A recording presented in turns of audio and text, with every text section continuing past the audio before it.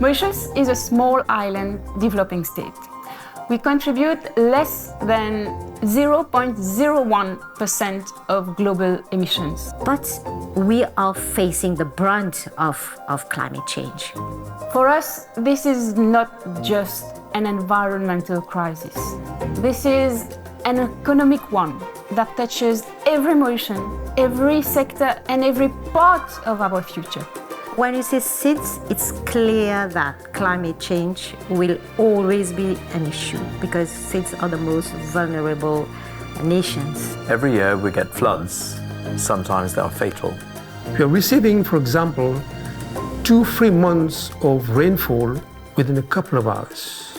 Which means that people can't go to work on those days, children can't go to school, and that has a direct impact, not just on infrastructure, which gets damaged, but on productivity in general. So all that has an economic cost. It has increased 5-fold from 2023 figures to 2024 figures. Banks are concerned in 2 ways. Climate risk carries a cost.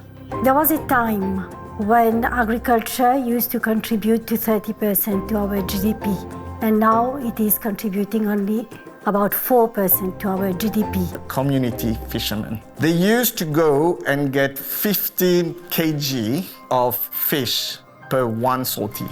Nowadays, they have to go for 4 or 5 days and not even getting this amount of kg of fish and coming back. We are a country which is importing 70% of our food requirements with a very high import bill.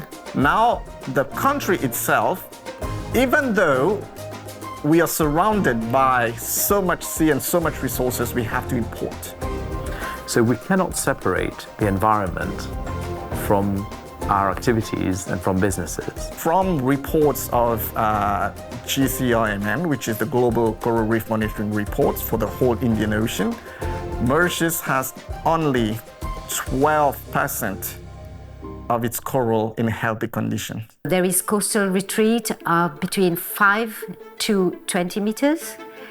By 2050, it will increase to 5 meters to 50 meters. Now, with that last bleaching that has happened, and the amount of coral that was dead as well, so we have shifted from 12% to actually move around 9 to 8%. But what is more alarming for us as SIDS is that we are very close to be reaching that 1.5 degrees centigrade. In 2 years' time, the carbon budget will have already been reached. Well, as far as agriculture is concerned, there are many effects. Disrupted crop cycles, high incidence of pests and diseases, abandonment of agricultural land. This is what is happening. There's also our responsibility collectively to manage our energy usage, and that means reviewing our grid, reviewing how we produce and how we pollute. Mauritius has already done their blue carbon capacity in seagrass and is ongoing with the mangroves at the moment. And in doing so, we are diminishing our amount of carbon being. With one of the biggest cyclones we had for many years in Mauritius, we occurred a flooding in one of our region and went through into the 11 hectares of seagrass that was doing this job and killed them off completely. A World Bank report, Climate Change and Development report, just been concluded. It's still in a draft form, but the figures are there. And the vulnerability of the tourism sector is very significant. Mauritius is a traveling area for tourism, for the beach, for the sea, and for the marine ecosystem.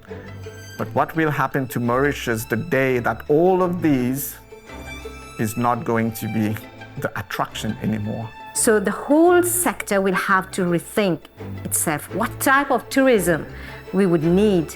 That means that 25% of our economy is directly exposed. It's also in terms of our land resources. We are limited, putting PV everywhere, but where do we have the land if we want to reconcile food security with putting up farms?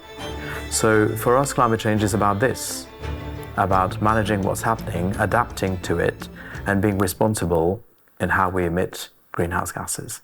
If we talk about sea level rise, island nation. If we are talking about disaster of cyclones, island nations. If we are talking not having enough marine resources to feed our country or to increase our GDP, island nations. Mauritius has chosen responsibility. We are not waiting for the world to act. Across our economy, we are adapting, innovating, and protecting our people. This year, we have submitted our NDC 3.0, despite all the constraints that we have, because we want to show to the world if we can do it, so the rest of the world can do it. So NDC 3.0 is actually to be more bold in terms of the actions that we are going to take. We have the Environment Act, we have the Climate Change Act, we have National Disaster Reduction Act. There's a food resilience scheme which has been set up to help farmers to adopt precision agriculture. So that's very forward-looking. And as we look into the future, we are also looking into agrivoltaics, where we can look at both food and energy security. We have put in place climate governance. We have put in place a financing strategy. We have mobilized private funds.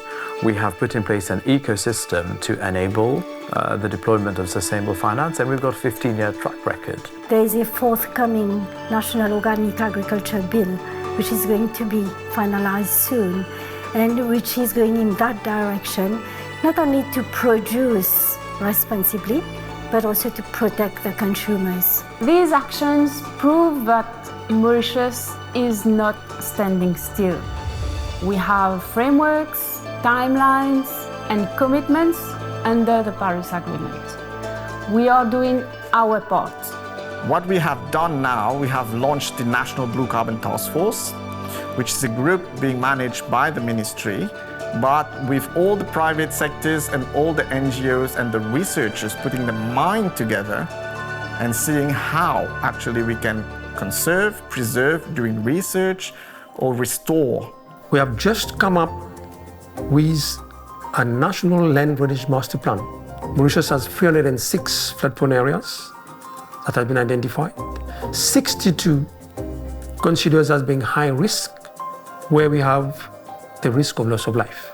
And also we are coming up with what is called SUDS, Sustainable Urban Drainage System. We are going towards agroecological farming. We are looking at integrated pest management systems, and we are going towards composting to mitigate the effects of climate change. So the ecosystem is being put in place, data is being released to enable people to accurately measure risk and to respond to those risks. We are doing our bit. This is clear. We are doing our bit, putting a lot of effort for beach rehabilitation, coastal rehabilitation, land drainage issues. The issue of fiscal space to do the more, that the additionality that climate change impact is bringing. But the truth is clear. The scale of the challenge is far beyond the capacity of a small island economy. 7 years ago, the nationally determined contributions were estimated at 6.5 billion USD. Now this figure has gone up and is being reviewed now, probably higher, probably closer to 10 billion, if not more. Our GDP is about 15 billion USD. This gives you an idea of the scale of the challenge for Mauritius. There is the business as usual, things that we need to do at national level. And then there is this marginal, this additionality of that climate change is bringing to us. So the money is for this additionality. The current framework for international financing doesn't work very well for small island developing states. The programs take up to 2 years to put in place, are very specialized, and are for a minimum scale of 5 to 10 million USD or euros. But in a small island state, you often need a few 100,000. The energy that is required to develop these programs is often met with a refusal from DFIs. We do not have the scale. What is needed are flexible and regional programs that allocate a budget and support multiple projects in smaller territories to enable us to meet several objectives. The structure of these things has to change. We don't want top-down approach. We want to be part of the solution. Mauritius is not asking for sympathy. We are asking for fairness. If the world wants small island states to survive, if it wants a safer, more stable future for all, then finance is the key.